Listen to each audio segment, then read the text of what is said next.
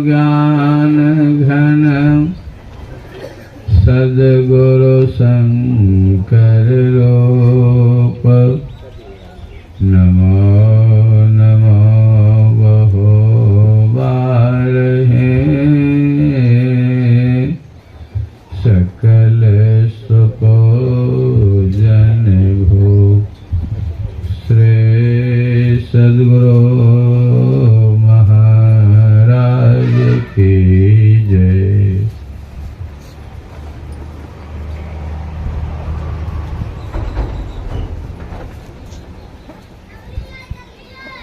मंत्रस्थ महात्मागण धर्म प्रेमी सज्जन वृंद तथा धर्मशिला माताओं एवं बहनों, आज प्रातः काल से ही सत्संग श्री बनारसी बाबू के नवनिर्मित मकान का उद्घाटन हेतु प्रातः काल का भी सत्संग हुआ। अभी अपराह्न काल भी सत्संग हो रहा है। 3 बजे से प्रारंभ हुआ है। रात्रि काल भी सत्संग होगा। कल प्रातः काल सत्संग होकर के यह कार्यक्रम संपन्न हो जाएगा। यह स्थान विश्वासपुर सन्हला के पास भागलपुर जिला अंतर्गत हो रहा है। संत मत के सत्संग में सदग्रंथ का पाठ होता है, संतवानियों का पाठ होता है। इस सत्संग में सदग्रंथ संतवानियों के प्रधानता होती है। एक बार सदगुरु महर्षि महेश परमहंस जी महाराज से किसी सज्जन ने पूछा कि बाबा, आप तो कहते हैं कि इस संत ने ये कहा, इस संत ने ये कहा, आप क्या कहते हैं सो तो कहिए। सदगुरु महर्षि महेश परमहंस जी महाराज जवाब देते हैं कि संत से भी बढ़कर कोई कह सकते हैं, संत से बढ़कर कोई नहीं कह सकते हैं।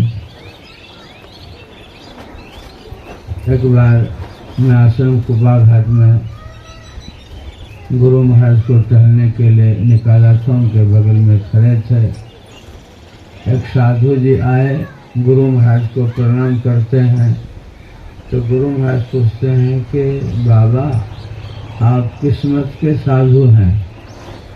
तो उन्होंने कहा कि मैं कबीर पंथ का साधु हूँ। गुरु महाराज कबीर साहब का एक भजन गा करके सुना जी का, हम भी तो कबीर पंथी हैं। गुरु महाराज उस सज्जन को कहे कि जिस प्रकार श्रद्धेय भगवान का प्रसाद थोड़ा थोड़ा वितरण करते हैं, उसी प्रकार मैं भी संतवानियों को कह करके सुनाता हूँ और उसी पर मैं कुछ कहता हूँ। अभी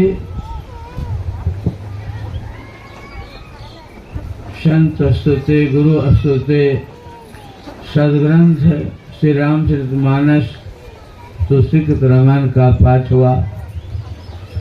उसमें भगवान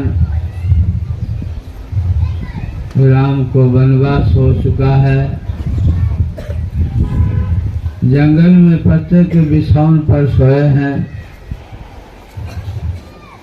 उनके अनन्य भक्त थे गुनिसाद। भगवान राम को पत्ते के बिछौने पर, मैया सीता को पत्ते के बिछौने पर सोए हुए देखकर गुनिसाद को बड़ा ही कष्ट हुआ।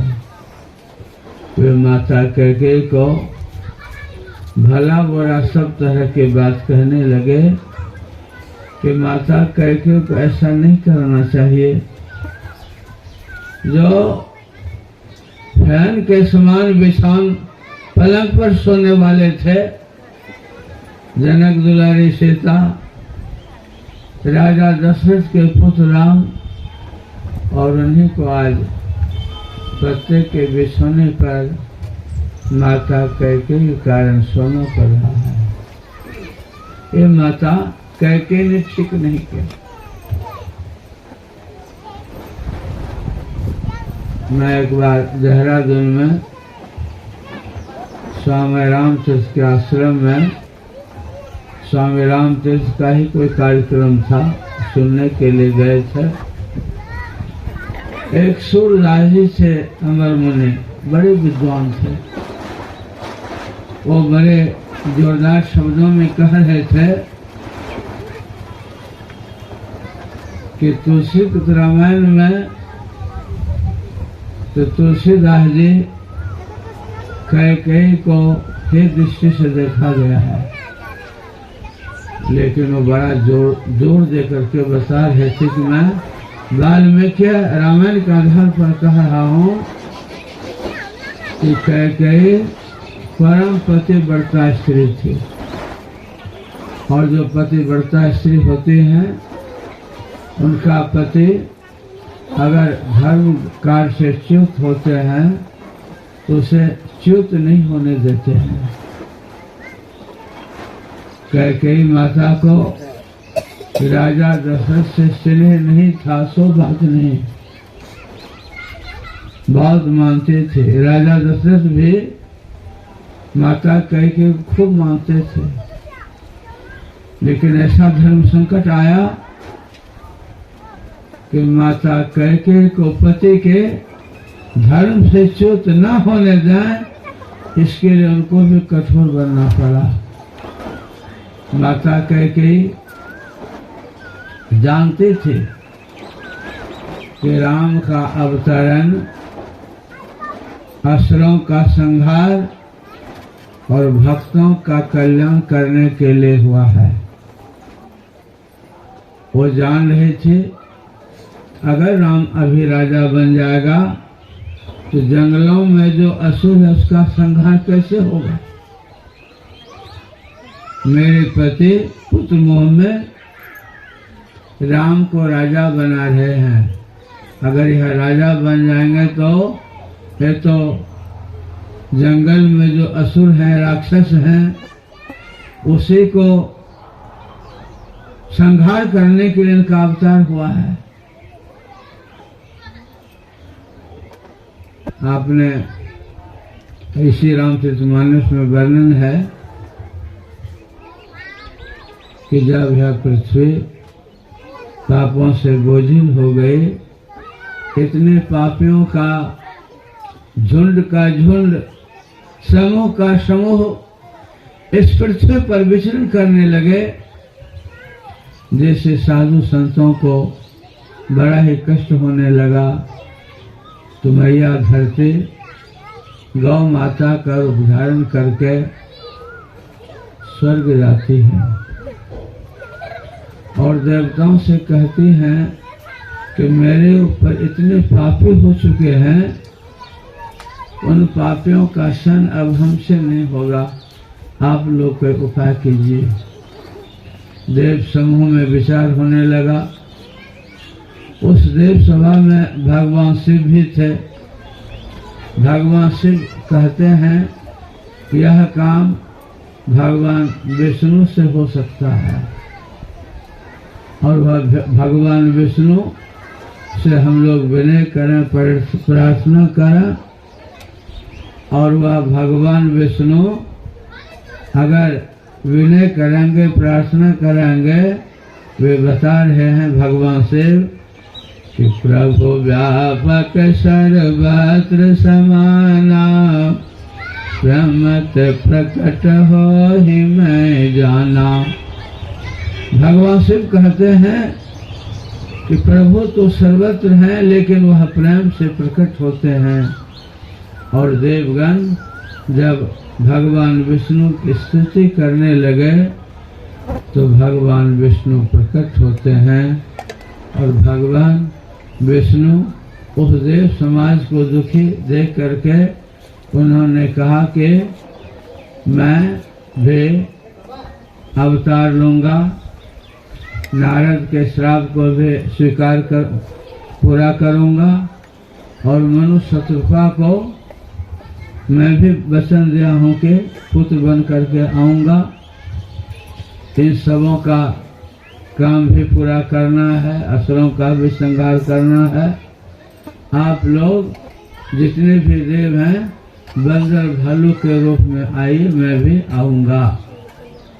ये भगवान विष्णु देवों को आश्वासन दिए और वही भगवान विष्णु राजा दशरथ के यहाँ पुत्र बन करके आए थे। उन्हीं को वनवास हुआ है और पत्ते के बिछोने पर सोए हैं। थे तो भगवान विष्णु, लेकिन उनके साथ भी कर्म का संबंध था। मनुष्य शत्रुपा का भी था, नारद बाबा का भी था, बहुत सारा उनका जो अवतार हुआ था एक ही कारण से हुआ था, सो बात नहीं। उनके अवतार में बहुत कारण थे, लेकिन उस कारण को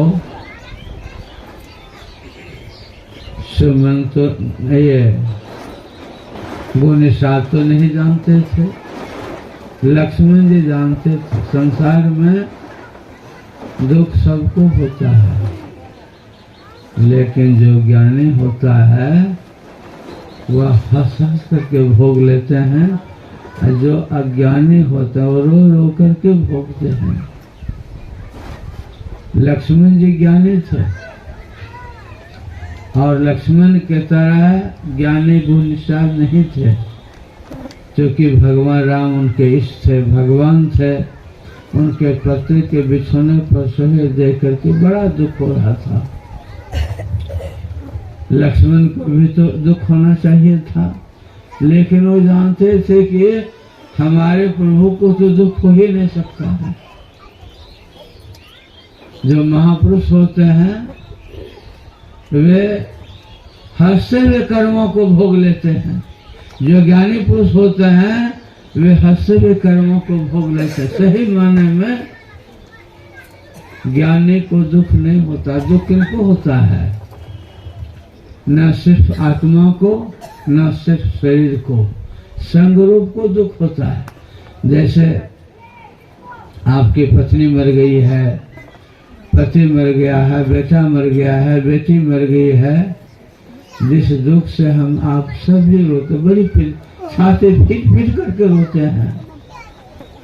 लेकिन जब आप गहरी नींद में चले जाते हैं, उस समय पत्नी मरने का, पति मरने का, बेटी मरने का, बेटा मरने का, या बेटी ब्याहने का, या मकान ढलिया करने का कोई चिंता रहती है गहरी नींद में? क्या गहरी नींद में जाने से ये सब चिंता तो गायब हो जाती है? नहीं। उस समय शरीर ज्ञान में रहने से जो हम आपको दुख सुख होता है, उस दुख सुख से शरीर ज्ञान से हटे हुए होते हैं, इसीलिए उनको दुख नहीं। जब जगते हैं तो फिर रोने लगते हैं। ठीक उसी प्रकार जो महापुरुष लोग होते हैं, वह जब इस स्थूल शरीर से अपने को फुटा लेते हैं, अलग कर लेते हैं, तो सामान्य आदमी की तरह उनको भी दुख नहीं होता है। सदगुरु महर्षि में परम पूज्य महाराज को दूसरे बार 71 ईस्वी में हरिना का ऑपरेशन हुआ था। ऑपरेशन कराने के लिए पटना ले गए गुरु महाराज को, और अपने एक सर्जन सत्संगी डॉक्टर थे शैलेंद्र भाव, उन्हें का ऑपरेशन कराने के लिए ले गए। गुरु महाराज को ऑपरेशन के रूम में ले गए, और गुरु महाराज से डॉक्टर साहब कहते हैं कि हजूर शरीर को बोझा करना पड़ेगा अथवा नशा की सुई देनी पड़ेगी। गुरु महाराज पूछते हैं डॉक्टर साहब से कि ऑपरेशन करने में आपको कितना समय लगेगा? तो डॉक्टर साहब अपना समय बताए गुरु महाराज कहते हैं कि न नशा किसी देने की जरूरत है, न चमड़ा को बोला करना, आप ऑपरेशन कीजिए। और गुरु महाराज समाधि में चले गए। समाधि में ये जो हम आप इस शरीर ज्ञान में हैं, इस शरीर ज्ञान से ध्यान योग से ऊपर उठ जाते हैं और जो सूक्ष्म शरीर है वो सूक्ष्म शरीर से सूक्ष्म लोक में चले जाते हैं। तो शरीर में कुछ होता है उसको पता, इससे ऊपर उठे होते हैं। गुरु महाराज समाधि में चले गए। जितने देर डॉक्टर साहब को ऑपरेशन करने में लगा, ऑपरेशन किए, ऑपरेशन करके और डॉक्टर साहब हाथ को धो करके बैठे थे। वो जानते थे कि हमारे गुरु महाराज भी समाधि में चले जाते हैं। वो भी अच्छे सत्संगी थे। वो बैठे हैं, हाथ धो करके बैठे हैं। थोड़ी देर बाद गुरु महाराज शरीर ज्ञान में उतरते हैं और गुरु महाराज ही पूछते हैं, डॉक्टर साहब ऑपरेशन हो गया? तो डॉक्टर साहब कहते हैं, हाँ ऑपरेशन हो गया। जो ज्ञानी पुरुष होते हैं वे शरीर को अपने को फुटाए होते हैं। संत भगवंत अंतर निरंतर नहीं किमपि मति विमल कह दासु से। संत भगवंत में कोई अंतर नहीं होता है। भगवान राम कर्म करने के लिए आए थे, कर्म योनि मनुष्य योनि में आए थे, लेकिन सही माने में कर्म तो कर रहे थे। भगवान राम को मर्यादा पुरुषोत्तम कहा गया है। मर्यादित ढंग से मनुष्य के शरीर में थे, लेकिन मर्यादित ढंग से सभी कामों को वे करते थे, इसीलिए भगवान राम को मर्यादा पुरुषोत्तम कहा गया है। राज परंपरा में जो बड़ा बेटा होता है वही राज का उत्तराधिकारी, राजा बनने का उत्तराधिकारी होता है। लेकिन बड़ा बेटा अगर अपंग हो गया है, अंधा हो गया, लंगड़ा हो गया है, तब दूसरे बेटा को राजा बनाया जाता है। लेकिन प्रभु राम तो अपंग नहीं थे, लंगड़ा नहीं थे, लूला नहीं थे, सब तरह से ठीक थे। अगर माता कैकेयी ने विरोध किया ही तो प्रभु राम कुछ भी विरोध किए कि हम भी तो राजा दशरथ के बड़े पत्नी के बेटा हैं, हम काहे न राजा बनेंगे जो भरत बनेगा। एक बार भी उन्होंने विरोध किया। जैसे पता चला कि मेरे पिताजी वचनबद्ध हैं, चूंकि भगवान विष्णु राजा मनु महाराज से कहे थे कि मैं ही पुत्र बन करके तुम्हारे यहाँ आऊँगा, तो मनु महाराज पूछे भी थे, प्रभु आप मेरा पुत्र बनेंगे? तो भगवान विष्णु ने कहा कि इसमें आश्चर्य की क्या बात है, मेरे लिए कुछ भी असंभव नहीं है। तो देखिए पुत्र मोह कहाँ ले जाता। मनु महाराज ने कहा कि प्रभु अगर आप मेरा पुत्र बन करके आएंगे तो आपके प्रति मेरा पुत्र भाव ही हो, भगवत भाव नहीं हो। तो भगवान विष्णु ने कहा था कि ऐसा ही होगा। तो भगवान राम को कभी राजा दशरथ भगवान रूप में माने थे? नहीं मानते, उनको तो पुत्र रूप में ही माने थे। इसलिए पुत्र का जो कर्तव्य होता है वो राजा दशरथ के पुत्र भी थे, पुत्र बनकर के ही आए थे। इसलिए राजा दशरथ की एक व्यवस्था थे कि कैकेयी को उन्होंने वचन दिया था 2 वरदान, और उसी 2 वरदान को कैकेयी ने इसी समय में मांग लिया कि पहले वरदान में राजा जी यह दीजिए कि मेरे पुत्र भरत को राज्य मिले, और दूसरे वरदान में राम को 14 वर्षों का वनवास मिले। ये 2 वरदानों में तो भगवान राम को विरोध किए? कुछ भी नहीं किए। पता चला कि पिताजी वचन विवश हैं और वे पत्नी और भाई के साथ जंगल निकल गए। भगवान राम विष्णु के अवतार थे, इसलिए समान आदमी को जो कर्म करने पर दुख होता है, महापुरुषों को दुख नहीं होता है। भगवान राम तो हंसते हुए राजा बनने का भी विरोध व्यवधान नहीं किए, हम क्यों नहीं बनेंगे। आज्ञा हुई, वनवास चले गए और वनवास में वो माता कह के वनवास में रहने की बात किए थे, इसलिए भगवान राम गुनिषाद के आग्रह करने पर भी घर में नहीं रहे, वन ही चले गए, वन में ही रहे। तो वन में जो कष्ट होता है समान आदमी को उस तरह से वह करके जीवन व्यतीत करने लगे। इसलिए अमर मुनि कह रहे थे कि भगवान राम इसी काम के लिए आए थे और माता कैकेयी ने इसीलिए विरोध किया। वो तर्क दे रहे थे कि कैकेयी राम के लिए 14 वर्षों का ही वनवास क्यों मांगे। वे तो 16 भी मांग सकते थे, 20 भी मांग सकते थे, लेकिन कैकेयी जानती थी कि इतने दिनों में जंगल का जो असुर है उसका संहार हो जाएगा, इसलिए 14 वर्षों का ही वनवास मांग।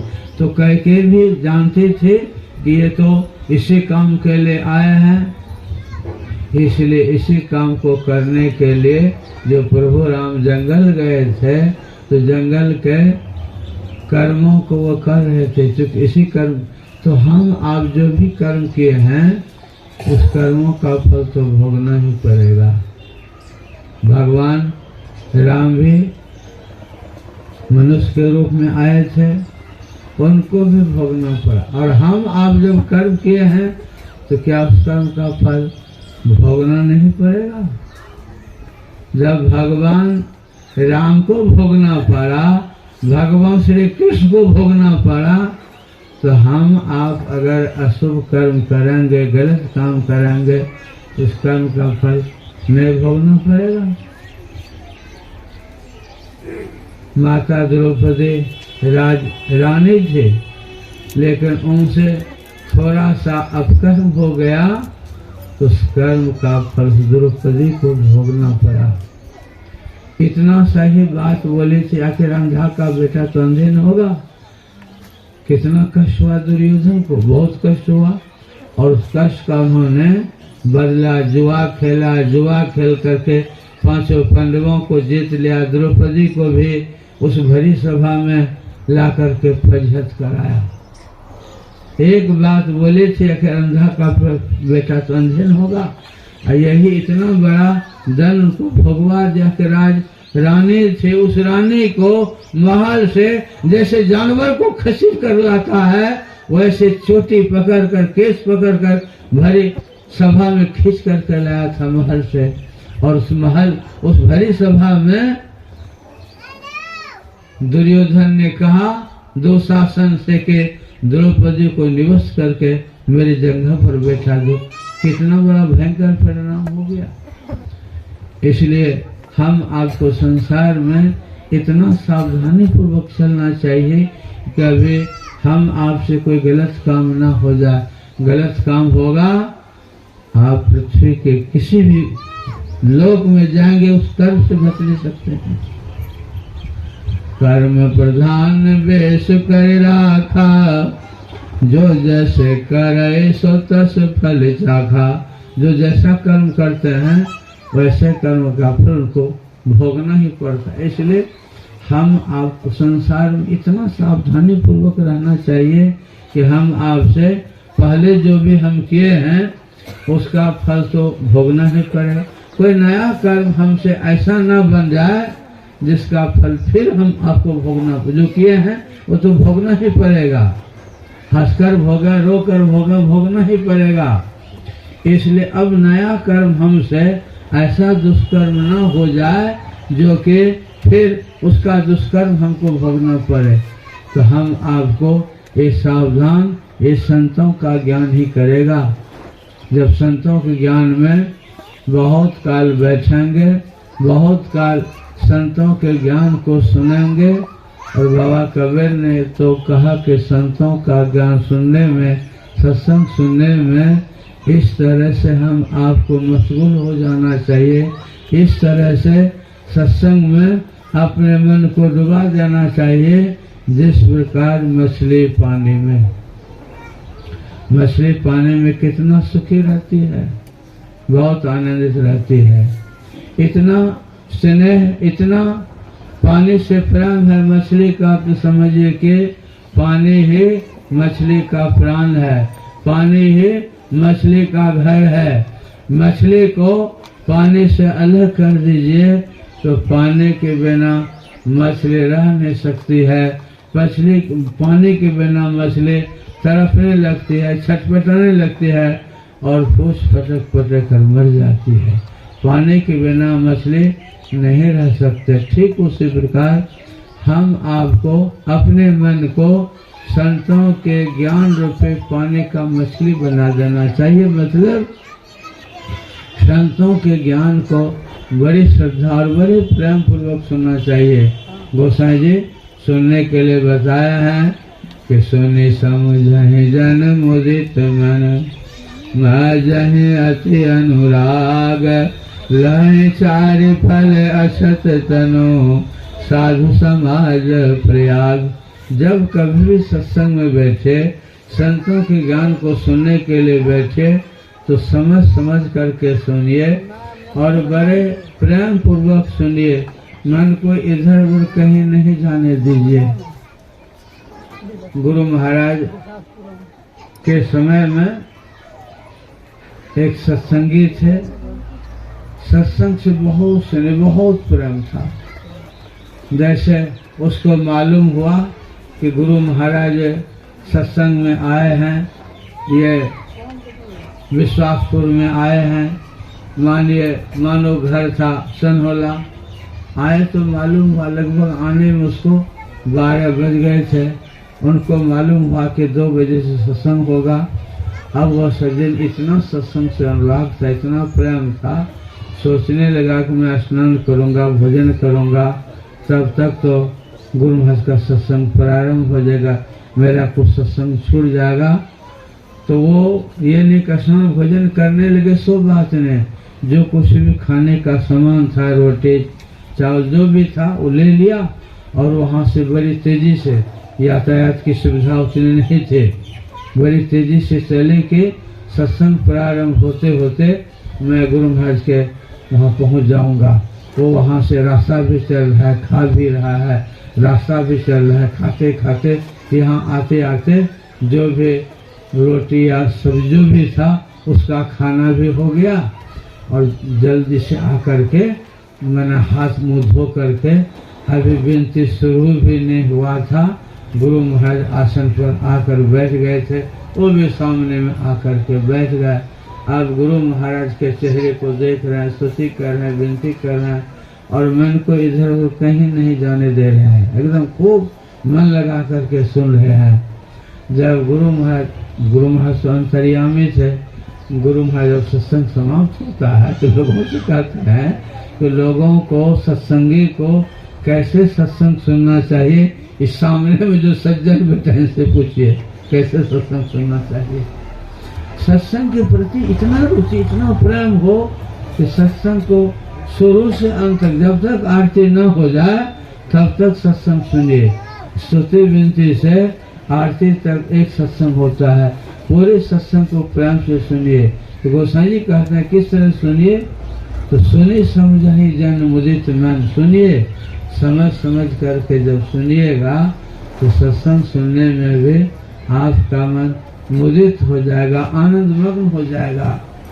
इस तरह से जब आप सत्संग सुनेंगे, इस तरह सत्संग सुनना है और ध्यान भी मनोयोग पूर्वक करना है। अगर सत्संग ध्यान मनोयोग पूर्वक तक हम आप जब करने लग जाएंगे तो आपको सब कुछ मिल जाएगा, कोई कमी नहीं रहेगी। आपके सामने अगर पहाड़ जैसा दुख होगा भोगने के लिए तो कांटे ही रह जाए, कांटा करके ही रह जाएगा। जो बहुत गहरा कष्ट होने वाला था वो आपको हल्के में भोगना तो पड़ेगा, लेकिन वो हल्का में आपका कट जाएगा। और कहीं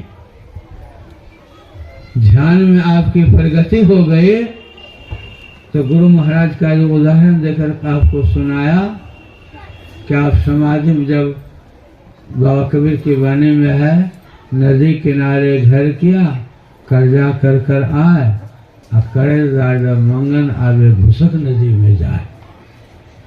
जब तक हम शरीर इसी शुद्ध शरीर में रहने से कर्म बनता है, शुभ अशुभ जो भी कर्म होता है इसी शरीर से बनता है। और यह जो हमारा आपका संचित कर्म है वही समय में प्रारब्ध, समय समय पर प्रारब्ध बन करके आता है। अगर उस प्रारब्ध कर्म के आने के पूर्व ही ध्यान योग करके इस शुद्ध शरीर से आप ऊपर उठ गए हैं तो आएगा तो इसी शरीर पर कर्म, फल तो इसी से, तो किसी शरीर से आपने कर्म किया है, फल तो इसी शरीर पर आएगा। लेकिन कर्ता जो है इस जगह पर है ही नहीं, वो इससे ऊपर उठा हुआ है, तो कर्म फल तो इसी शरीर पर आएगा। कर्म फल तो आया, लेकिन कर्म फल आने से भी उस जगह पर हुआ है नहीं, उससे ऊपर उठे हुए हैं। वो तो आया, भोग आया, लेकिन भोग भी भोग लिया और भोग से वंचित भी रह गया। अगर आप ध्यान योग में आगे बढ़ गए तब, और ध्यान योग में आगे नहीं बढ़े हैं, सत्संगी हैं, चाहे महासत्संगी हैं, चाहे बहुत बड़ा प्रवक्ता है, कोई भी है, उस दुख से तो आपको दुखी होना ही पड़ेगा, नहीं बच पाएंगे। कर्म भवन में जब तक हैं, कर्म मंडल में जब तक हैं, तो कर्म मंडल तो भोगना ही पड़ेगा, कर्म फल तो भोगना ही पड़ेगा। इसलिए गुरु महाराज के वाणी में है कि इस शरीर से ऐसा भी एक पावन कर्म है जो ध्यान योग कर्म है, सत्संग है, उस पावन कर्म को करने से आप इस कर्म फलों से बच सकते हैं। तो इसी शरीर में आपको ऊपर भी उठना पड़ेगा। गुरु महाराज की वाणी में है, यही मानुष देह समैया में करो परमेश्वर में प्यार। इसी मनुष्य देह में और इसी समय में परमेश्वर से प्रेम करें, परमेश्वर से अनुराग करें, परमात्मा से अपने सूत्र को जरा कहा, यही मानुष देह समैया में करो परमेश्वर में प्यार, और परमेश्वर से प्रेम हो गया, ध्यान में मन लग गया, तो कर्म धर्म को जला खा कर देंगे तुमको तार। कर्म को जलाकर तुम्हें उद्धार कर देंगे। जैसे लकड़ी आग में पड़ने से आग लकड़ी को जला देती है, लकड़ी जल करके राख हो जाती है। ठीक उसी प्रकार अगर इस तरह से ध्यान करेंगे तो हमारे आपके शुभ अशुभ जो भी कर्म है जलकर भस्मीभूत हो जाएगा, जलकर राख हो जाएगा। कहाँ जाओ जहाँ प्रकट मिलावे। अभी तो हम आप सुनते हैं संतों के ज्ञान से कि परमात्मा का ना कोई रूप है, ना कोई रंग है, ना आकार है, ना प्रकार है। ये तो हम आप संतों के ज्ञान से सुनते हैं, लेकिन क्या देखते हैं कि परमात्मा का कोई रूप रंग नहीं, कोई आकार प्रकार नहीं देखते हैं। इसलिए इस आंख से आत्मा को आप देख नहीं सकते, इस आंख से मन को भी नहीं देख सकते हैं। जो हमारे आपके अंदर मन बुद्धि चित्त अहंकार चार अंतःकरण की इंद्रियां हैं, उस बुद्धि से हम चिंतन भी करते हैं, मनन भी करते हैं, क्या करना नहीं करना सब कुछ रोज उपयोग करते हैं। उस बुद्धि का, मन का, चित्त का, अहंकार रोज उपयोग, और उसी से हम आप सभी कामों को करते हैं। फिर भी न उस मन को देख पाते हैं, न बुद्धि को, न चित्त को, न अहंकार को। इन आँख से उसे देख भी नहीं सकते हैं, उस मन को आप समझ भी नहीं सकते हैं, उस बुद्धि को भी हम आप नहीं समझ सकते हैं। इसलिए हम आप मन से, बुद्धि से, चित्त से, अहंकार सबसे ऊपर है। ये जो हमारे 3.5 हाथ का शरीर है, हम मतलब चेतनात्मा, ईश्वर अंश जीवा विनाशी, चेतन अमल सहज सुख राशि, सो माया बस भयो गोसाए, बधो केर मेर कट के नाए। वो जो परमात्मा का अंश जीवात्मा है, वो इस इंद्रियों के मुताबिक काम कर रहा है, लेकिन वो सबसे परे है। न मन है, न बुद्धि है, न चित्त है, न अहंकार है। ये जो हमारे आपके 5 ज्ञान के इंद्रियां हैं, आँख, कान, नाक, जिह्वा, त्वचा और 5 कर्म की इंद्रियां हैं, हाथ, पैर, मुंह, गुदा, लिंग, ये 4 अंतःकरण की 14 इंद्रियां हैं। 14 इंद्रियों में से हम एक भी नहीं है। हम मन भी नहीं है, बुद्धि भी नहीं है, चित्त भी नहीं है, अहंकार भी नहीं है, न रूप है, न रस है, न गंध है, न स्पर्श है, ये सब कुछ भी नहीं है। लेकिन हम आप उसी के कारण, उसी आत्मा कारण, उसी जीवात्मा कारण देखते सुनते सब कुछ है। तो शरीर इंद्रियों के अंदर रहने के कारण इंद्रिय संबंधी जो काम होना चाहिए, माया का काम, वही काम होता है, आत्मा का काम नहीं हो पाता है। तो आत्मा का काम जानने के लिए, आत्मा का काम प्रत्यक्ष करने के लिए आपको इसी शरीर में, इस शरीर ज्ञान से ऊपर उठना होगा। वही गुरु महाराज कहते हैं, यही मानव देह समैया में करो परमेश्वर में प्यार, कर्म धर्म को जला खा कर देंगे तुमको सार। ये जितना है कर्म सबको जला देगा। कहाँ पर? कहाँ जाओ जहाँ प्रकट मिले। इसी शरीर में गुरु महाराज कहते हैं वहाँ जाओ जहाँ वो प्रकट मिले, तब जानो है स्नेह है। जब आपको प्रत्यक्ष मिल जाएगा तब आपको स्नेह हो जाएगा, सच्चा स्नेह हो जाएगा। और स्नेह बिना नहीं भक्त होते हैं, कर लो सच्चा नेह है। ये जो स्नेह है यह जब तक नहीं होगा तब तक आंतरिक भक्ति नहीं होगी। उस आंतरिक भक्ति को करने के लिए यही स्नेह चाहिए। गुरु महाराज कहते हैं नीचे की पंक्ति में, स्थूल सूक्ष्म कारण महाकारण केवल हो के पार, और सुखमन तिल हो पिलतन भीतर होंगे सबसे न्यार। ये सबसे न्यारे मन बुद्धि चित्त अहंकार सबसे न्यारा, सबसे अलग कैसे होंगे? तो गुरु महाराज कहते हैं ऐसा ध्यान करें, ऐसा ध्यान करें, स्थूल सूक्ष्म कारण महाकारण केवल सबसे पार हो जाए। कैसे होंगे? तो ब्रह्म ज्योति ब्रह्म धनी को धरी धरी, वो ब्रह्म ज्योति आपको कहाँ मिलेगा? बद्रिकाश्रम में, गंगोत्री में, जमुत्री में, कि गंगा सागर में? वो इसी शरीर के अंदर जब स्थूल ज्ञान से हम आप ऊपर उठाएंगे और जैसे सूक्ष्म शरीर में प्रवेश करेंगे, वह स्थान कहाँ है? बाबा कबीर ने कहा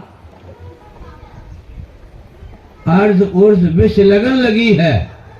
अर्ध मतलब होता है नीचे, ऊर्ध मतलब होता है ऊपर। ये आंख जो है ये मिलन स्थान है। आंख में जीवात्मा का वासा नेत्र में होता है। सभी इंद्रियां नेत्र से नीचे हैं। सभी इंद्रियों का काम यह चेतन आत्मा आंख में रहकर करता है। ये माया का काम, संसार का काम ये नीचे उतर कर काम कर। इसी जगह से ऊपर जाने का भी जीवात्मा को रास्ता है। उस रास्ता है तो रास्ता जरूर, लेकिन रास्ता को बंद कर दिया गया है। शरीर निर्माण के साथ ही वह रास्ता भी बना दिया है और उस रास्ता को बंद भी कर दिया गया है। उस रास्ता को खोलने के लिए साधक का काम है। गुरु का सहयोग चाहिए, गुरु का समर्थन चाहिए। गुरु से युक्ति लेकर, गुरु से योग साधना की शक्ति अर्जित करके, उनकी सेवा करके, उनका दर्शन पोषण करके, त्याग तपस्या करके इस शक्ति को अर्जित कीजिए।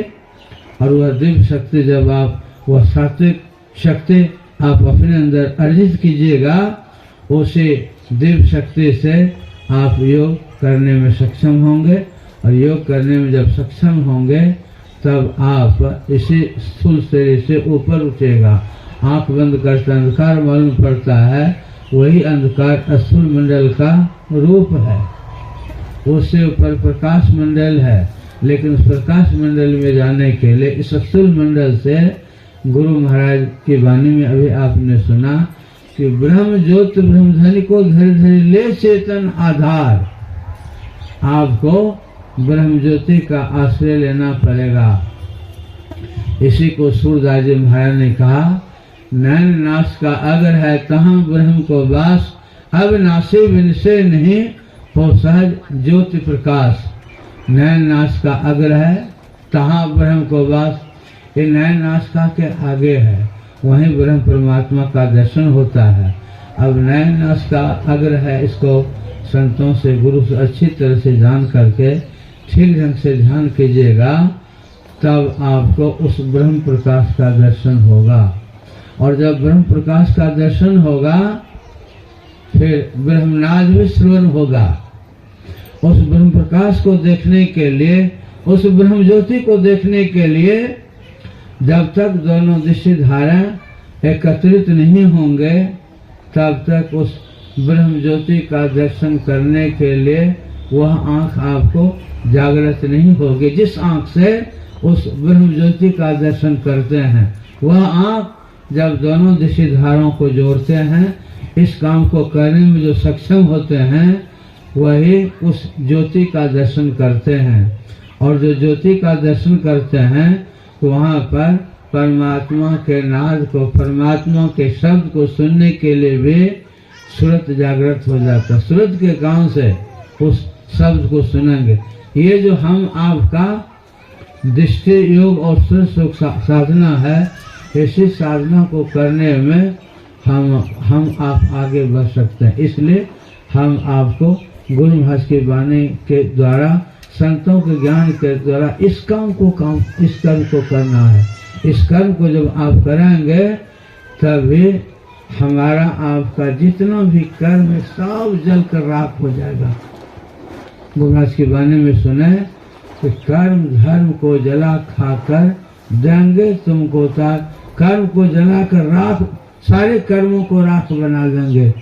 यह कर्म इसी शरीर से होगा, अन्य किसी शरीर से नहीं होगा।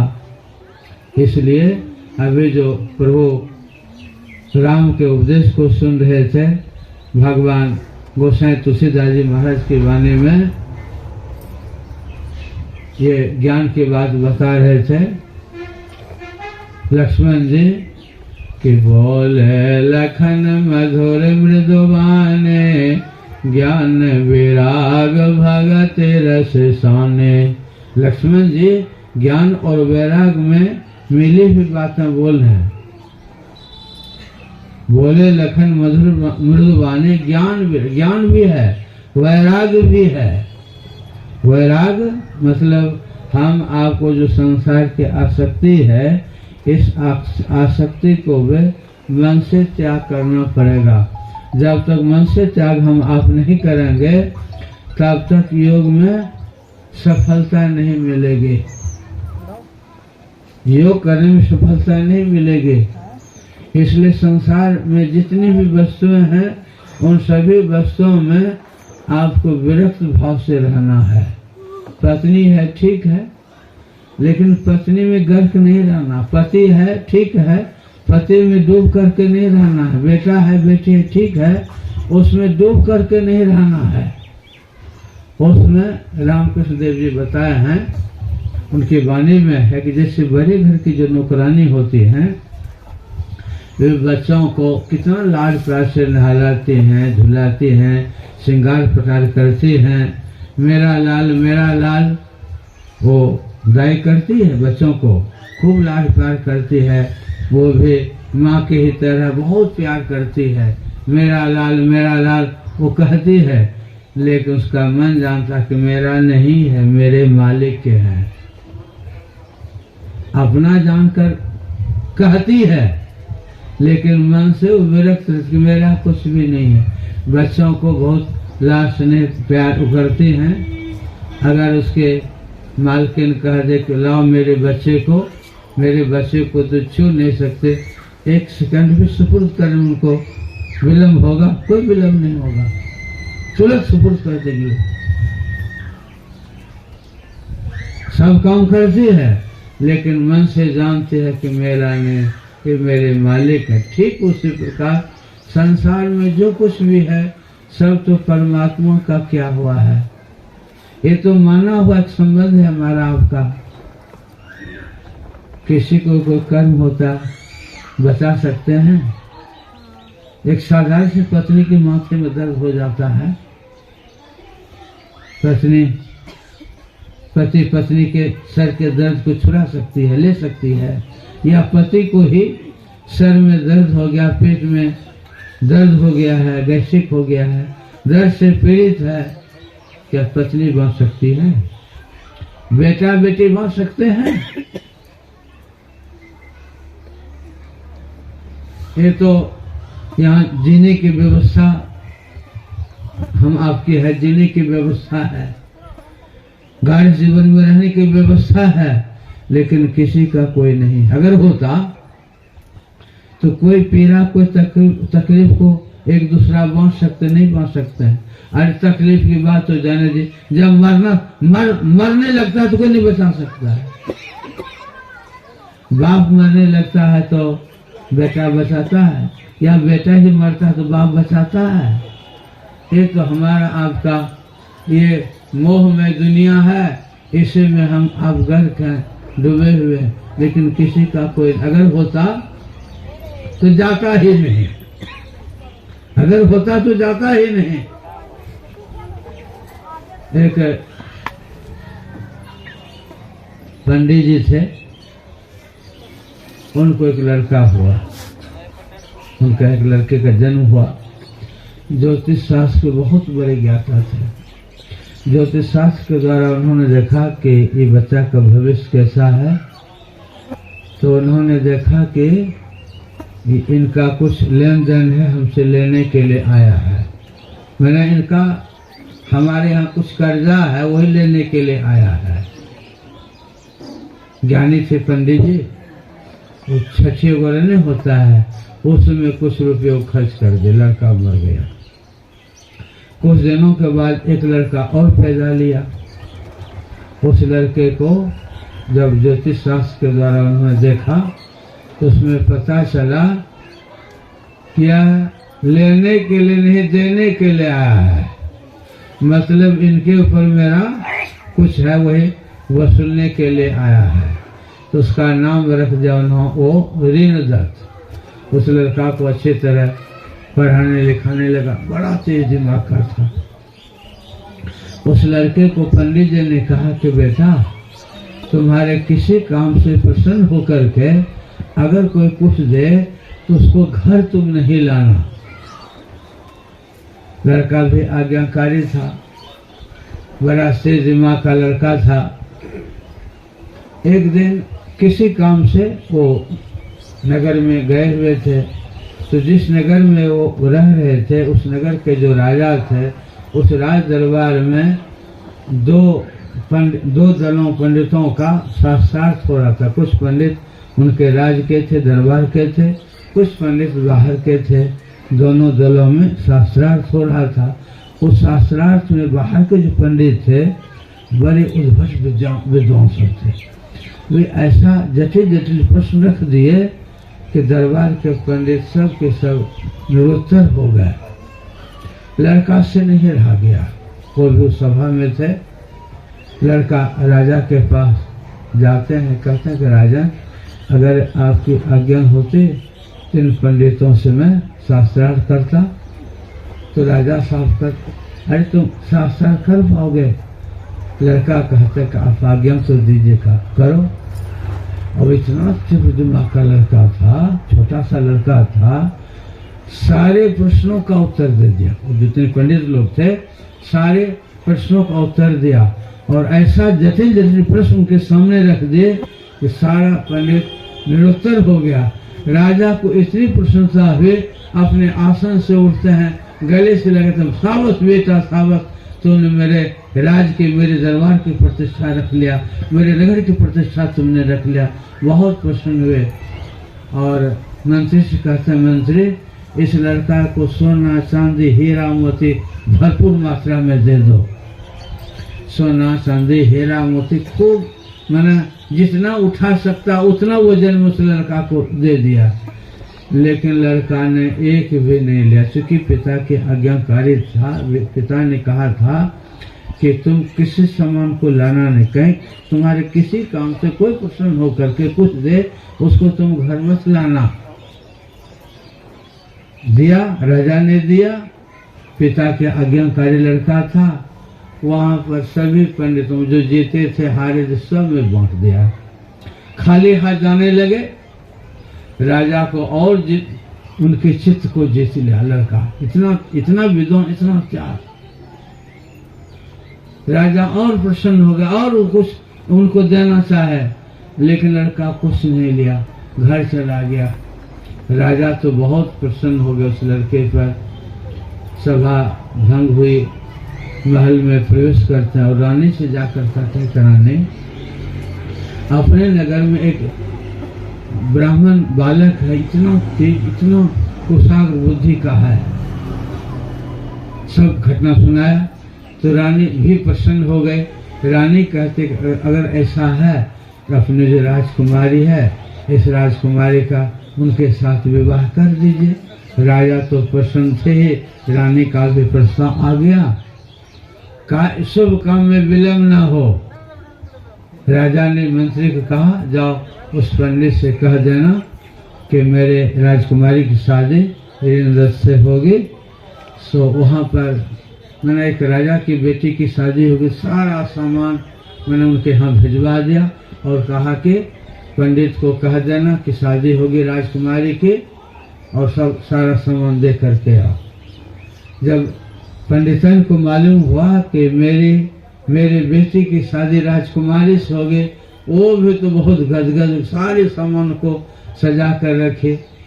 इसी बीच उस समय तब तक ऋणदत्त खा पी करके आराम करने के लिए छत पर चला गया था। पंडित जी भी घर में नहीं थे, पंडित जी किसी काम से चले गए थे।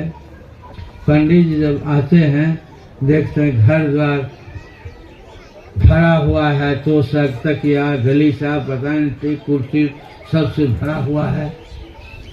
पंडित जी पूछते हैं सब सामान कहाँ से आया है? पंडितन बहुत प्रसन्न होकर कहते आप नहीं जानते हैं, अपने जो ऋणदत्त है, ऋणदत्त की शादी राजकुमारी से होगी। राजा साहब ये सारे सामान भिजवाए हैं। लेकिन पंडित जी को आनंद खुशी नहीं हुई। पंडित जी पूछते हैं पंडितन से कि ऋणदत्त कहाँ है? पंडितन कहती है कि ऋणदत्त तो खाकर जो छत पर सोने के लिए गया तभी तक नीचे नहीं उतरा है। पंडित जी दौड़ते हुए जाते हैं अपने बेटा को देखने के लिए। जैसे वहाँ पहुँचते हैं, अब ऋणदत्त का तो प्राण तो शुरू हो गया। जैसे संपत्ति आए उसके माध्यम से वैसे बेचारा चल बसे।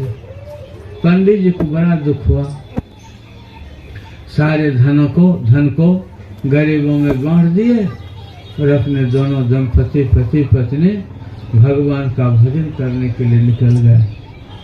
जब राजकुमारी को पता हुआ कि जिस ऋणदत्त से मेरी शादी होते उनकी प्राणांत हो गया, तो राजकुमारी भी अपना प्राणांत कर ली।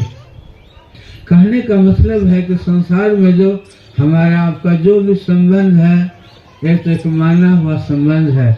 जैसा आपका पिता के साथ, पत्नी के साथ, पति के साथ जितना दिन वो कर्म का संबंध है, बस उतना ही दिन रहिएगा। और समय पूरा हो जाएगा, कोई किसी को नहीं रोक सकता है। इसलिए हम आप देव दुर्लभ शरीर में आए हैं। इस शरीर से हम आप अगर संतों से जानकर भगवत भजन कर लें, और भगवत भजन जब अगर हम आपका हो जाएगा तो समझिए कि हमारा आपका काम पूरा हो गया। और जब तक भगवत भजन नहीं होगा तब तक हमारा आपका संसार में कुछ भी काम कर लीजिए, अरबपति बन जाइए, खरबपति बन जाइए, विश्वपति बन जाइए, फिर भी मृत्यु तो होगी। और मृत्यु के बाद यह जो जीव है, इस जीव ने इस शरीर से जैसा कर्म किया है उसी के मुताबिक पता नहीं विभिन्न योनियों में जाना पड़ता है। बाबा कबीर ने तो बड़ा अच्छा कहा कि शरीर से अगर भगवत भजन नहीं करते हैं तो उनको निम्न योनि में जाना पड़ता है, शुक्र योनि में जाना पड़ता है। कोई जैसे आत्महत्या कर लेते हैं विष खा करके मर जाते हैं, पानी में डूब कर मर जाते हैं, शरीर में आग लगा के मर जाते हैं, नदी में डूब के मर जाते हैं, गाड़ी में कट कर मर जाते हैं। इस तरह की जो मौत होती है अच्छी मौत नहीं होती है। उसी प्रकार जो भगवान का भजन नहीं करते हैं और इस शरीर से चल बसते हैं उनके भी अच्छी गति नहीं होती है। इसलिए बाबा कबीर ने कहा, दीवाने मन भजन बिना दुख पैहो। हे पागल मन, अगर भजन नहीं करोगे तो दुख पाओगे। भजन बिना दुख पैहो। पहला जन्म भूत का पैहो। मरोगे ना, अभी मनुष्य शरीर में है ना, तो मरने के बाद भूत बन जाएंगे। पहला जन्म भूत का पैहो और 7 जन्म पश्चात 7 जन्म का वर्णन करते हैं बाबा कबीर। 7वें जन्म में अनंत जीवन में आप जाइएगा, लेकिन 7 जन्म का वर्णन बाबा कबीर बता देते हैं कि मरोगे पहले तो भूत बनोगे। पहला जन्म भूत का पैयो, 7 जन्म पछतइयो, आ कांटे परले पानी पैयो, प्यासे नहीं मर जइयो। प्रेत योनि बहुत अशांत योनि है, भूख प्यास उसको भी लगती है, लेकिन गले में छिद्र इतना माना बाल के बारीक से छिद्र होता है, इसलिए इतना कम छिद्र होने के कारण वो न खा सकता है न पी सकता। भूख भी बहुत सताती, प्यास भी बहुत सताती है। कहा नहीं मरोगे तो तुम प्रेत योनि में जाओगे, जो कि मैंने न पानी पी पाओगे न अन्न खा पाओगे, इतनी पीड़ा होगी। पहला जन्म भूत का पैयो, 7 जन्म पछतइयो, कांटे परले पानी पैयो, प्यासे नहीं मर जइयो। दूजा जन्म सुआ का पैयो, सुगा पक्षी बनोगे और जंगल में गाछ में जाकर के गाछ पर रहोगे। अगर ज्यादा जाएगा तो पकड़ेगा और नहीं तो बांस से मारेगा। बाण मारेगा, व्याधा को देखोगे, अगर बाण नहीं लगा, उड़ा भागा तो बाज पक्षी के रखता है वो व्याधा सब। वो बाज पक्षी उसको मरोड़ कर नीचे गिरा देता, बड़ा जबरदस्त होता है। जैसे जानवर में बाघ से मजबूत होता है, उसी प्रकार पक्षियों में वो बाज पक्षी बड़ा मजबूत होता है। क्रूर, जैसे बाघ से क्रूर बकरी सबको मार कर खा जाता है, उसी प्रकार वह पक्षी भी दूसरे पक्षी को मरोड़ देता, मार देता है, इतना जबरदस्त होता है। बाबा कबीर कहते अगर भगवान का भजन न करोगे तो पक्षी बनोगे, दूजा जन्म कहियो, अल्फर प्राण गमइयो। पहला जन्म भूत का पइयो, 7 जन्म पछतइयो, कांटे परले पानी पइयो, प्यासा नहीं मरियो। दूजा जन्म सुहा का पइयो, बाघ बसेरा लइयो, टूट पंख बाज मर्राने, तीर मारेगा, पंख टूटा भागा, बाज मर्रा हो मार देगा, मर जाओगे। दूजा जन्म भी आपका समाप्त हो गया। दूजा जन्म बाज पइयो, बाजी के घर घर के बंदर होइयो, लकड़ी नाच नचइयो। जंगल का बंदर, बाजीगर का बंदर, बंदर को नचाता है बाजीगर। और जो कुछ भी लोग बंदर के से प्रसन्न होकर के देता है, कोई आम कोई अमरूद को कुछ देता है, और बाजीगर सब अपने पास रख लेता। नाचता है बंदर, बंदर को खाने के लिए लोग देता है, लेकिन मांगा हुआ भीख भी उस बंदर को नसीब नहीं होता है। बाबा कबीर कहते कि भगवान का भजन नहीं करोगे तो बाजीगर का बंदर होगे, जो मांगा हुआ भीख भी तुमको नहीं मिलेगा। तेली के घर बैला हो, आंखें ढांप झपइयो, आ कोस 50 घर में चलियो, बाहर होने पैयो। पहले कोल्हू का बैल होता था, अब तो कोल्हू सब प्राय वो कहीं होगा तो होगा, भगवान जाने, अब तो कोल्हू है ही नहीं। तो कोल्हू में बैल जो चलता था तो एक ही जगह दिन भर घूरते रहता था।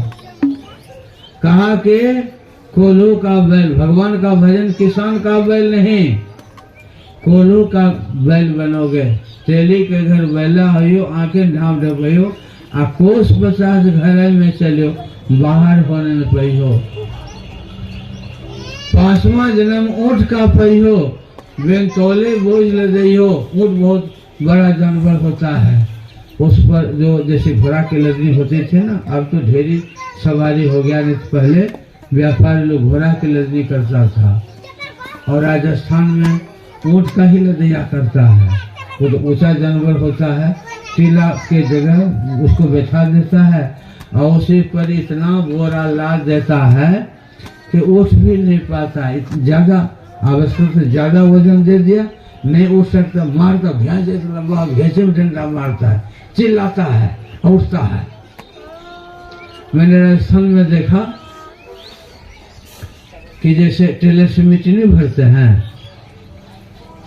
मिट्टी भरने का काम करता है, वो टेलर के तरह वो बैल से ऊँट से घिसता था और उसमें एक नाप आता, इतना तेल भर कर देगा, इतना रुपया देगा। अब उतना भर करके जो कमजोर मजबूत ऊँट था तो घींच लेता था, और जो कमजोर ऊँट था वो तो नहीं घींच पाता था, क्या आता था, मारता था, खींचता था। बाबा कबीर कहते हैं कि तुम अगर भगवान का भजन नहीं करोगे तो ऊँट बनोगे और बिना तौले में आवश्यक से ज्यादा बोझ लाद देगा और खींचना पड़ेगा, नहीं खींचोगे तो डंडा मारेगा। 5वां जन्म ऊँट का पहियो, बिन तौले बोझ ले दइयो। अब बैठे से तो ऊटन पहियो, घुरत घुरत मजइयो। धोबे के घर गधा होइयो, कटी घास न पहियो। लादी लाद आप सिर बैठे ले घाटे पहुँचे। जो बूढ़ा धोबी होता है, वो जो गट्ठर कपड़े का बांधता है, उसी का लादी नाम है, गट्ठर का। लादी लाद, डबल गट्ठर लाद दिया दोनों तरफ। और छोटा सा तो जानवर रहता ही है, अब बूढ़ा धोबी तो उस पर भी बैठ जाता है। अब उसको तो घाट तक जहाँ कपड़ा धोता वहाँ तक जाना ही पड़ेगा, और घास काट करके नहीं खिलाता है। बाबा कबीर कहते हैं कि भगवान का भजन नहीं करोगे तो धोबी घर का गधा होगे, तो घास भी काट कर तुमको नहीं खिलाएगा। लादी लाद और आप अपने भी बैठ जाएगा और घाट तक पहुंचाना ही पड़ेगा। पंछी में तो कौवा होइयो, करड़ उभरई हो, और के जा मेला पर बैठे गहरे चोंच लगई हो। का पक्षी में कौवा बनोगे, जो सवेरे सवेरे देखते हैं गांव के बाहर में जो लेटरिंग करता है लोग, और उसी में जाकर कौवा चोंच डुबा। बताओ, मनुष्य के शरीर से निकलोगे और वह कौवा बन जाओ, कितनी दुर्गति होगी। इसलिए संतों ने कहा अगर इस शरीर से ये जो शुभ कर्म है, सत्संग भजन, इस शुभ कर्म को अगर हम आप कर लेंगे तो शुभ कर्म को करते करते करते इतना हमारा आपका पावन मन हो जाएगा, निर्मल मन हो जाएगा, तो भजन करने में खूब मन लगेगा। अभी तो हम आपको संसार का न सुख लगता है, पत्नी का, पति का, बेटी का, बेटे का, घर मकान का, रुपया पैसा का, ये है न सुख, ये तो संसारिक सुख है। आत्मा का सुख ये बाहर के पदार्थ से नहीं मिलता है। आत्मा का सुख जब आप नर हैं अथवा नारी हैं, गुरु से युक्ति जानकर अगर ठीक ढंग से ध्यान कीजिएगा, और ध्यान करने में जब हमारा आपका मन अस्थूल ज्ञान से ऊपर हो जाएगा, तब वो आनंद आएगा। वो आत्मा का आनंद है, वो ब्रह्म का आनंद है। वह आनंद एक बार जब आपको मिल जाएगा तो वह आनंद कभी छूटता नहीं है। मेरा भाई ने तो कहा, खर्चन होवे वा को चोर न लेवे। वो खर्च भी नहीं होता है और चोर भी उसको नहीं ले सकता है। खर्चन होवे वा को चोरन लेवे, और दिन दिन बढ़त सवायो पायो जी मैंने नाम रतन धन पायो। मेरा भाई कहते हैं मैंने नाम रूपे रत्न वो धन पाया है जो खर्च भी नहीं होता, चोर भी नहीं लेता। और जैसे जैसे उसमें उस तत्व में आगे बढ़ते जाएंगे, वैसे वैसे आपका आनंद बढ़ते जाएगा। वो आत्मा का आनंद है, उस आनंद को आप हम इसी शरीर के रहते ले सकते हैं। यह जो कर्म है, यह कर्म शुभ और अशुभ से भी ऊपर का कर्म है। इस कर्म को हम आप इसी शरीर से कर सकते हैं। संसार के कामों को करा और संसार के कामों को निरासक्त हो। मैंने पहले प्रारंभ किया था कि कहा था कि संसार में रहें, है, ठीक है, बेटा है, बेटी है, पति है, पत्नी, ठीक है, लेकिन उसमें विरक्त भाव से रहिए। ये नहीं कि इसमें आसक्त गर्भ डूबे हुए, सब बात नहीं है। विरक्त भाव से रहिए और आपके जीवन में एक अच्छे गुरु हों जो आपको भजन करने का तरीका बता दे, भजन भेद बता दे, उनसे भजन भेद ले लीजिए और समय निकाल कर समय पर सत्संग कीजिए। ब्रह्म मुहूर्त में जग जाए, 3 बजे भोर में जग जाइए, उसमें पैर हाथ धोकर कुल्ला आचमन करके बैठ करके ध्यान कर लीजिए। वह समय इतना समय अच्छा समय है कि हमारे गुरु महाराज कहते थे कि वह समय इतना अच्छा है, अगर माए के छोटे बच्चे हैं वो बच्चा भी उसमें सोया रहता है, छोटे बच्चे वाली माँ भी उसमें ध्यान कर सकती है। जो किसान है, खेतिहर है, वो भी 3 बजे भोर में ध्यान कर सकता है। जो व्यापारी है वह भी 3 बजे भोर में ध्यान कर सकता है। जो विद्यार्थी है वो भी 3 बजे भोर में ध्यान कर सकता है। मैंने वो ऐसा समय है, उसको ब्रह्म वेला कहा है। उस ब्रह्म वेला में जग जाइए, पैर हाथ धोकर के कुल्ला आचमन कर लीजिए और थोड़ी देर बैठ करके ध्यान कर लीजिए।